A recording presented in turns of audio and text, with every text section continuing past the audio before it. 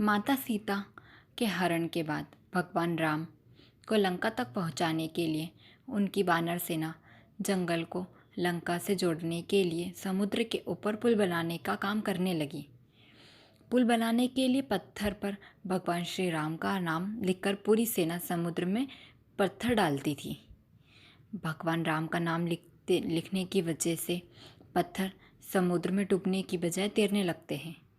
यह सब देखकर सभी वानर काफ़ी खुश होते हैं और तेज़ी से पुल बनाते हैं कि पत्थर समुद्र में डालने लगते हैं।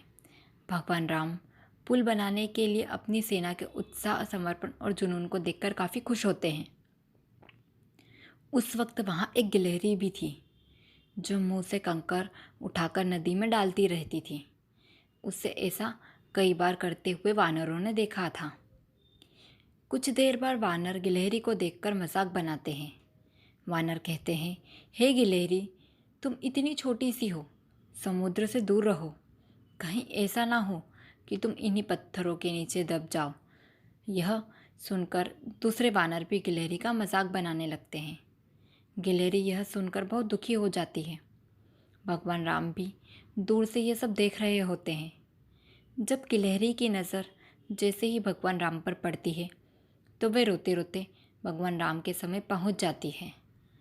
परेशान गिलहरी श्री राम से सभी वानरों की शिकायत करती है।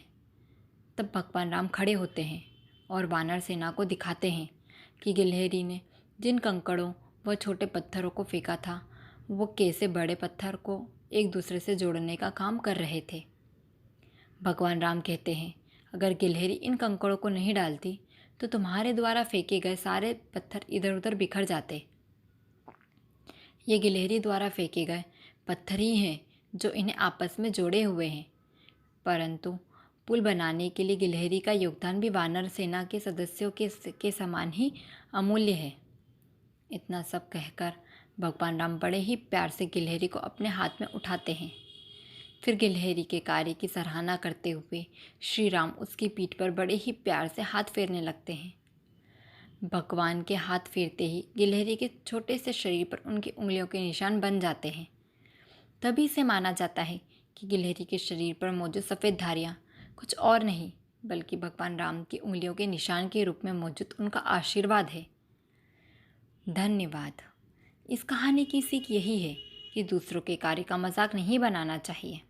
कार्य में किसी भी तरह का योगदान महत्वपूर्ण होता है। साथ ही दूसरों द्वारा मजाक बनाए जाने के बावजूद आपको अपने आत्मविश्वास को नहीं खोना चाहिए। इसी तरह की रोचक कहानियाँ सुनने के लिए हमारे चैनल को लाइक, शेयर एंड सब्सक्राइब ज़रूर करें। धन्यवाद।